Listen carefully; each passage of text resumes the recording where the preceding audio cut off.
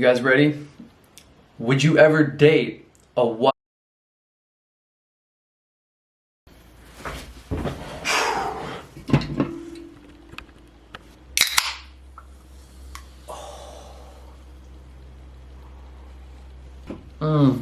Goddamn. Okay, so, alright boys and girls, so today I'm going to be doing a Q&A, and I made a recent poll on my Instagram where I, basically asked you guys to ask me some questions, so here we are, we're going to make this happen. Question and answer, and about 365 days ago was my last Q&A video, so it's actually kind of funny how this all came into play, and I'm pretty sure that was exactly a year ago from the beginning of coronavirus and, first day of quarantine. Damn, we've came a long way, but without further ado, let's get right into it. Okay, let's do it. Okay, first question. Here we go. You guys ready? This is about to get juicy. Okay. Can you gain muscle while being in a calorie deficit? Absolutely, you can gain muscle. The idea of bulking and cutting, I feel like within the industry and like YouTube and all the information people have given throughout the years has been just very like one-sided and like just there's like only certain way that people look at it. So like if you want to get big and blah blah blah, you need to bulk up, and then you can cut down and then you can see all the muscle that you put on, which is realistic, but it also is how can I say, I think that's just one of the many ways you can do it. But can you gain muscle while being in a calorie deficit? Absolutely, you can. So, second question, how many pull-ups and how many push-ups can you do in a row?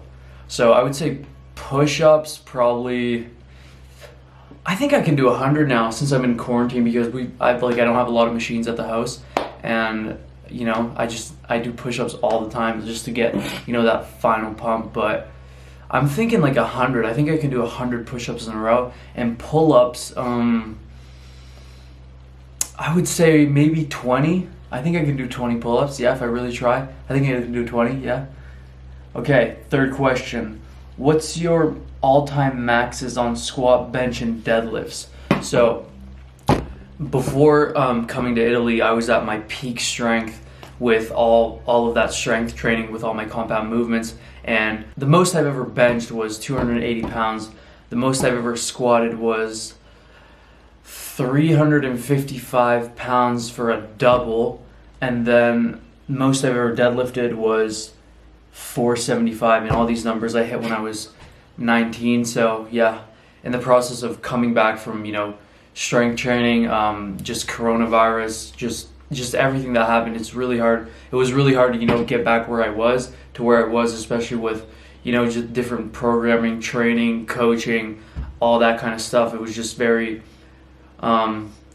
let's just say not well put together, and I'm still learning so much about training. Like, I think people have a misconception about how long I've been training. I haven't been training for 10 years or 5 years or 4.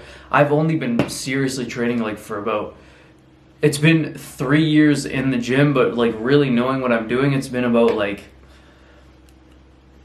knowing what I'm doing, I'm meaning properly, it's been probably not even 2 years. So I'm still so new to everything, and from the diet point of view, from the training point of view, just from so much, I'm so still new to this, for how cliche it is, because initially I'm doing YouTube, where I'm doing fitness, I'm doing social media and stuff like that, so people would think that I have this whole lot of experience, which I do in a capacity, but up to a certain point. Fourth question, do you track your weight? I actually don't track my weight. I haven't weighed myself. People always ask me this question, but I haven't weighed myself in months. I literally go off what I see in the mirror. I don't follow the scale. That's just, it's not my thing, because then it just kind of sets you off for an illusion, especially just how can I say, it just puts you in a mindset of oh, if I'm gaining weight, I'm doing better. If I'm losing weight, I'm doing worse, or vice versa, which I think that can be kind of mind-fucking in a way. So I think you should just really go off what you see in the mirror and how you feel, most importantly, because when you're gaining weight or losing weight, it's really it's really about what you see in the mirror, not what the fucking scale says. At least that goes for me. So, fifth question, how can you be, no, how to be strong and aesthetic. Well, that is a great question, my friend. So let's get into it right quick because I know a lot of people want this. So it is true that being aesthetic, genetics do play a part with that, right? You can't change your bone structure. You can't change your genetics. So this is a very, delicate question, I can say, for, some people, because not everybody's going to have the best genetics in the world. And, that's how it goes. But how to be strong and aesthetic. So I remember at the time when I first started training, I always wanted to be strong, but I always wanted to look very, very good. I didn't want to become this big fat guy, but that was strong. I always wanted to be very, lean and keep my body type while being very strong. So when it comes down to it, if I can just be very black and white with you, it's you need to be really dedicated at the end of the day. You need to have because I'm pretty sure when you say strong, I'm pretty sure you mean being strong on the squat, bench, and the deadlift. I'm pretty sure that that's what you're thinking, right? So that's what most people think in the gym, especially for how a lot of young kids are training nowadays. Everybody's doing squat, bench, and deadlift, and and wanting to be aesthetic and blah blah blah. So you need to really focus on your compound movements, and you really need to get in. You need to train hard when it comes into the bodybuilding aspect of the workout. The hypertrophy, that's very important. That's what gets you initially more. It gets you not more muscular, but that's how you get a pump. When you get a pump, that's how you get bigger. You're ripping apart your muscle and you're building new tissue. So that's just kind of how it works. So I hope I answered your question. So just be really dedicated on what you do, focus on your compounds, and don't bitch out on your hypertrophy. So that's that. So what does fitness mean to you? Great question. What does fitness mean to me? I would say on a personal level, fitness means having a balanced lifestyle and and trying to always improve yourself, and keeping yourself also, how can I say it? Not being solo tied to one thing. There's a lot of people that, for example, even myself, you've been training a certain way for so many years, and you just never want to expand your knowledge and expand the way you do things, which I think isn't a right way to go about it. I'm just going to check real quick here. I don't think it's a right way to go about it, because I think fitness is it's so much more than just getting lean and going on stage and posing for some judges that don't really give a shit about you. I think it's much bigger than that, and I feel just in general as a society, we are still finding out what fitness really means, because I think fitness is bigger than just being having a six-pack, having a nice body, being able to smile, and being able to sell programs and get first place on a bodybuilding show. I think it's just bigger than that. And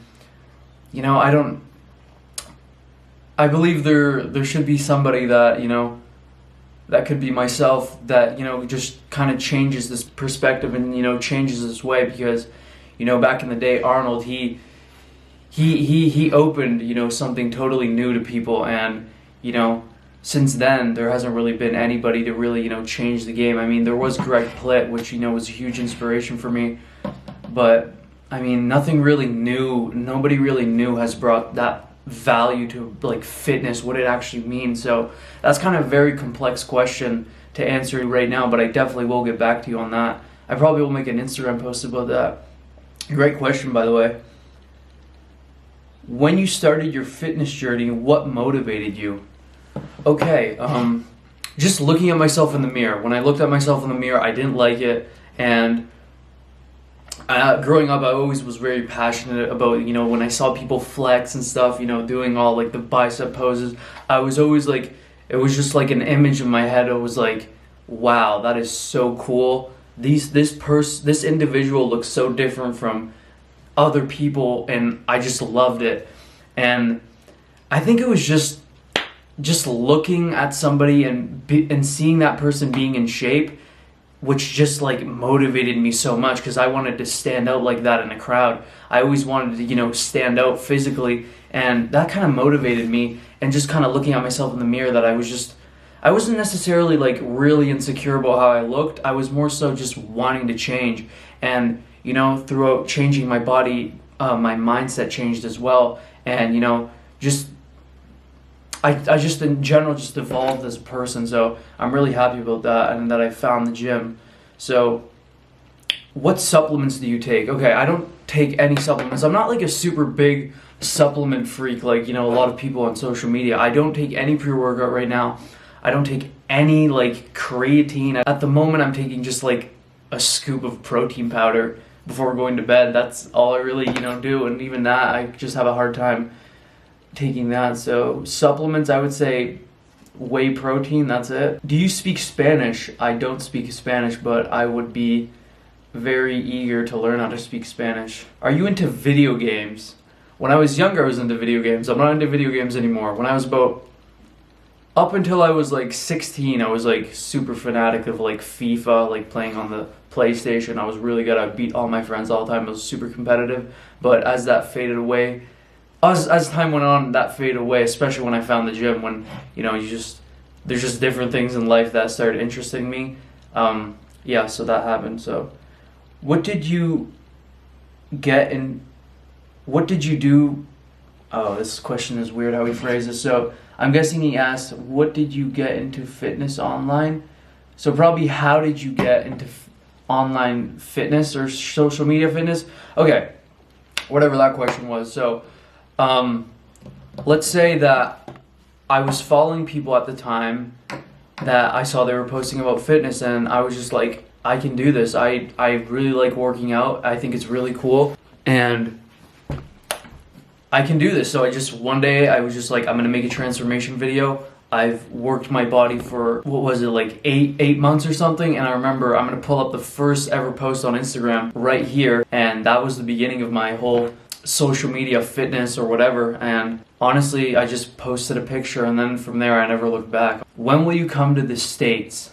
So as soon as borders open, I guess they can put it that way, but I'm actually a US citizen, so yeah, I can probably come to the States even now if I wanted to, but there's actually no reason to. So hopefully before the end of 2021. Would you ever compete? Would I ever compete?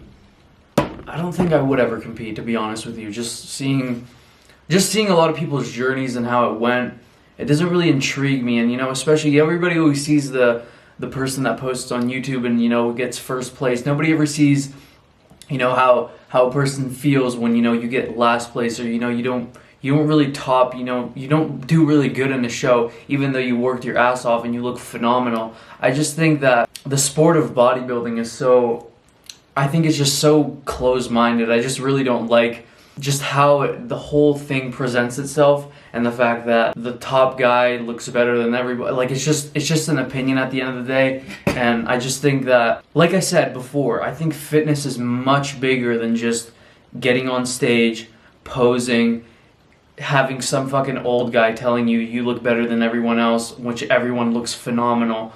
Like, I think it's much bigger than that. And would I ever compete? Absolutely not. No, I just don't see myself doing that. So, okay, last question. You guys ready? Would you ever date a wife if a husband was okay with it? So, considering that the husband is okay with it, makes it okay for me to date a wife. So,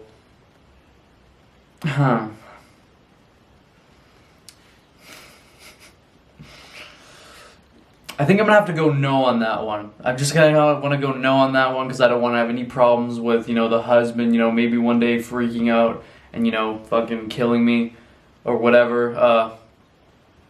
Yeah, I think I'm gonna go no on that one. But yeah, I think I'm gonna wrap up the Q&A video right here. I'm probably gonna be doing more of these in the future, even on my Instagram and stuff like that. So if I didn't answer your question, don't even worry about it. Yeah, this was fun. I enjoyed this. Hope you guys did as well. And I think the video is gonna wrap up right here. So if you guys enjoyed, you guys know what to do. More people like and comment, more people are gonna see it. YouTube is gonna allow my video get out to more people. So that's just kind of how the platform works. So by just leaving, you know, that little a little comment, a little, like, that really helps out the channel, that really helps out the video, and, overall, I just really appreciate you in general. So, yeah, I'm gonna wrap it up right here. Hope you guys enjoyed it. Have yourselves a great day, and I'll see you guys in the next one. Ciao. Don't forget to drop those chows, by the way. Love you.